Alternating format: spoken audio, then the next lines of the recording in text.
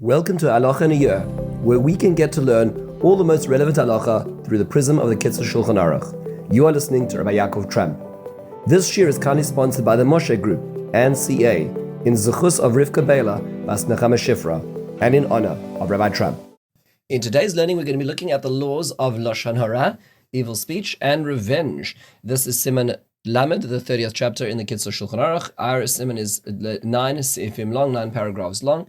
And we're going to look at two basic concepts. One is Lashon Hara, evil speech, and number two is revenge. That's going to take the last part of what we're learning today. It's worthwhile noting that although we're looking at this in the Kitzur as a summary, remember that books have been written on this topic itself. So most notably, the Chafetz Chaim is a book of the Halachas of Lashon Hara. Shmiras Lashon is about the spiritual underpinnings and ideas behind this, the Musar related to this. It's worthwhile taking a look, if you have a chance, to look at Rabbi Daniel Feldman's book called False Facts and True Rumors, which is an excellent rendition of the halachas of Lashon Hara as it applies to some of the more common and pervasive aspects of Lashon Hara today's digital society, and with the technology that we have to deal with today. Very excellent book. So just to understand, there's a lot that has to deal with us. It's worthwhile just starting off by the observation made by Rabbi Yirmiyah bar Abba that there's 4 groups that do not receive the presence of HaKadosh Baruch Hu, and of those groups, they are leitzim, those are scoffers, people who are satire. Some people make their entire profession based on this. Chanefim, those are flatterers, shakranim, liars, and mesaprei Lashon Hara, those who tell Lashon Hara. So it's a very serious group of people. It's something living not by the way that Hashem wants us to live our lives, and we're going to look at some of the halachas that relate to this. In the Lashon Hara section, which is the first section, we have 17 questions. This is the predominant amount of our learning today. First question is, am I allowed just to repeat what others did or things that I saw, what I heard about other people, even if it's not negative? So the answer is no. This is called rechilus. This is called a peddler of facts. A rochel is a peddler, a person who peddles facts. That's how they operate, a gossip. That is not allowed. What happens if it isn't negative? So I'm not saying anything new. I'm just saying what happened. This is still called rechilus. What is not meant to spend spend one's life talking about other people. What happened? Why is it so bad? So the Torah tells us, Lo yiselech rachil al mecha, lo yisamo ad adam re'echa. Hashem says, don't be a talebearer among your people, and do not stand idly by the blood of your friend. That means to say that the pasuk is juxtaposing the concepts that if a person starts off by being a gossip, it can lead to murder. And in fact, this is exemplified in Tanakh, where Shaul HaMelech is trying to find out why David HaMelech keeps escaping him. He notes that David happened to be in Nov Ira Kohanim, and this leads to ultimately to Doeg being the perpetrator of the massacre of all the Kohanim who are the safekeepers of what the remains of the Mishkan are after its destruction in the times of Eli. So this is a very terrible thing that all started with rechilos. Now, what happens if I'm telling over something which is negative, but it really is true? It really actually happened. The person did this. So that is what's called Lashon Hara. Wait a second. How is this different to rechilos? Meaning, is this a separate thing? So Kitzur says no. Lashon Hara is actually a subset of rechilos. The Torah's primary prohibition is lo yiselech rachil, and a subset is negative true conveying of gossip as well. The Chafetz Chaim, in his introduction to his Sefer Chafetz Chaim, in his magnum opus, makes the observation that there are many transgressions from the Torah that a person can possibly transgress when telling Lashon Hara or rechilos, and he goes through all of those as well. But the Lashon Hara per se is a subset according to the Kitzur. Now, sixth question, I know it is not allowed, but what if somebody repeats over something negative about somebody which is false? So that person is worse than a person who says Lashon Hara. They are called a motzi shemra, a person who brings out, who spreads a false name or a bad name, and this is a worse punishment than even a Lashon Hara person who's saying what's true but negative. What is the worst of all of these? That is called the Baal Lashon Hara, a person whose currency throughout their life is speaking Lashon Hara. They're peddling facts all the time. And the pasuk says about such a person, Yachreis Hashem kol sifsech al hakodesh lason medaberes gedolos. Hashem will cut down such people. So just to summarize, there are 4 different levels that the Kitzur has enumerated. There's a rachil, a person who just talks about what other people do, even if it's not negative, just giving over what happened all the time, just the local gossip. Then there's the person who is a Lashon Hara, speaks bad about other people, even though it's true. Then the person who speaks bad about people when it's not true, that's the Motzi Shemra. And then there's the Baal Lashon Hara, who just spends the entire life talking about people all the time, and that's the worst of all these levels. Now, what if I don't speak Lashon Hara, but I was being told it? And this is usually the way this works.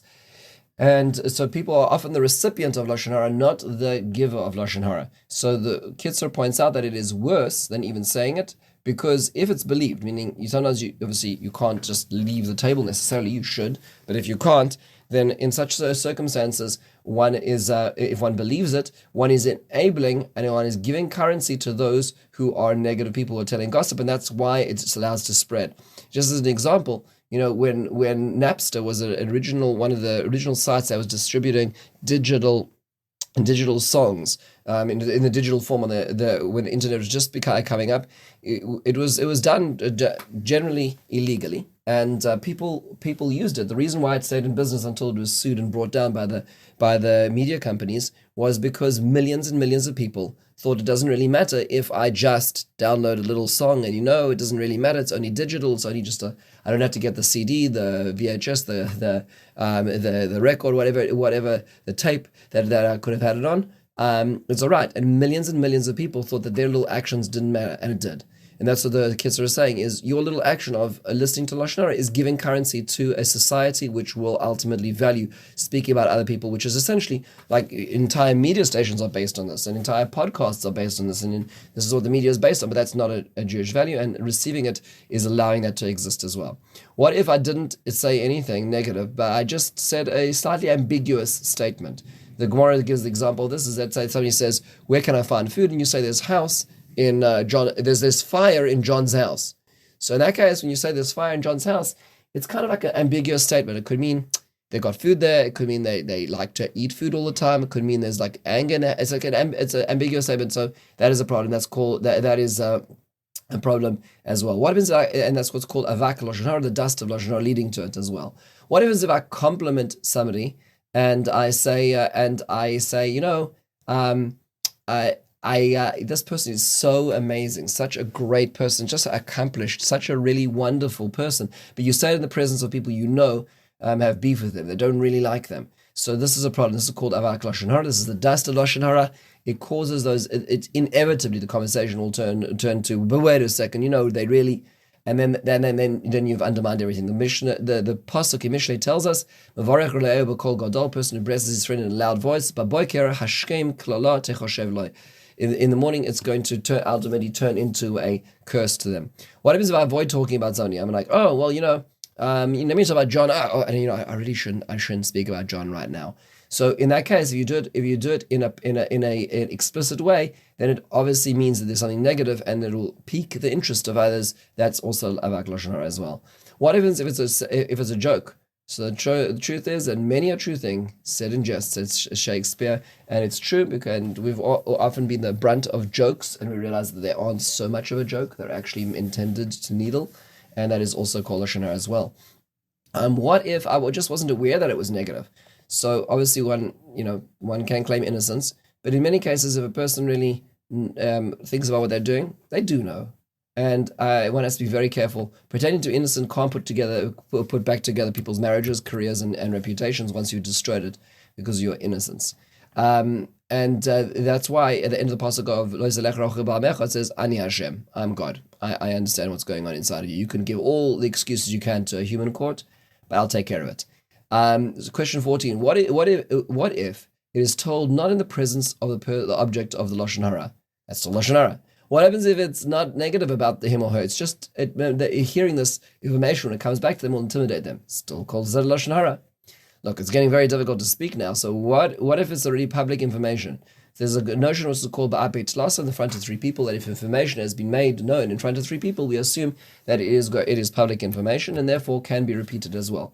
Should be known that the Chavetz Chaim in the second parak of Chavetz Chaim has many conditions which apply to this. So it's not so simple just doing this offhand, and it cannot be done with the intent of spreading the information further. But so there is such a dispensation of public information, but it has to be studied carefully because there's many conditions to it as well. And this is very important today, especially today through social media, where one can destroy others, their careers and their relationships in the matter of one click or forward. It's important to take this into consideration. Last question, number 17, is how does one avoid Lashon Hara? So the Kitzur says if one is a learned person, learn Torah, use one's mouth for that. If one is not learned, humble oneself. And then one will not come to Lashon Hara as well. We're going to look at one more concept today, and that's the concept of revenge. And we're going to look at this through the prism of three basic questions. The Torah tells us that you are not allowed to take revenge or bear a grudge against the people of your nation. So a few basic questions in trying to appreciate and understand this. Number one is, what is the difference between revenge and bearing a grudge? This is one of the most famous Rashis in the Torah, which is quoting the Gemara in Yoma, which describes that revenge is where a person comes over to you and says, can I borrow your axe? You ask another person, can I borrow your axe? And they say no. Then the next time they come over, they say, would you mind if I can borrow your axe? And you say, no, not at all. You didn't let me, so I'm not going to let you. That's called revenge. Bearing a grudge is where you ask somebody else, can I borrow your axe? And they say no. And the next day they come to you and ask you, can I borrow your lawnmower?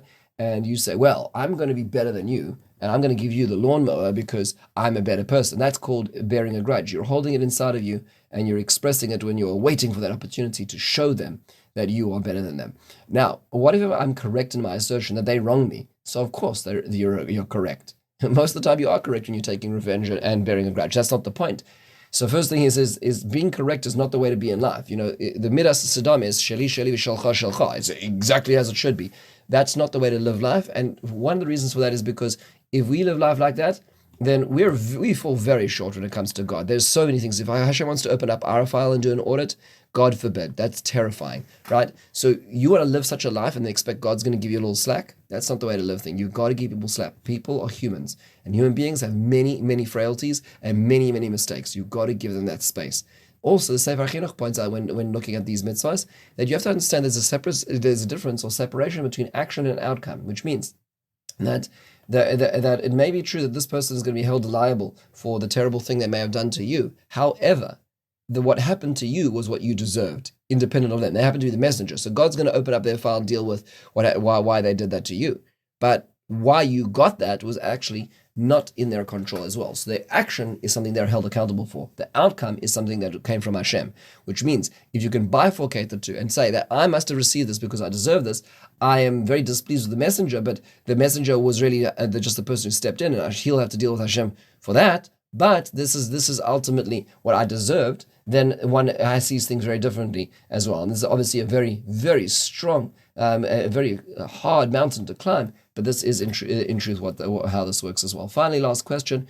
But I really have a feeling I need to show them that they were wrong. So what should I do in this case? I can't take revenge. I can't withhold my axe from borrowing, lending it to them. But also, what am I allowed to do? Says the Kitzur, the greatest revenge is to become a better person and show that it doesn't matter, because nothing will infuriate a person more who's trying to bring you down than you're ignoring it and actually becoming more cheerful, more powerful, and you're in control. If you get into the ring with them, they've achieved exactly what they wanted, which is irritating, aggravating you. And if you're able to control yourself, then you have sidestepped that, and ultimately that is the greatest revenge. Something to bear in mind. It's about being in control of life, not letting others to control the narrative in our lives, but being in control of the narrative of our lives, being in control of the way that we live the lives that we live. With this, we conclude. Have a wonderful and meaningful day.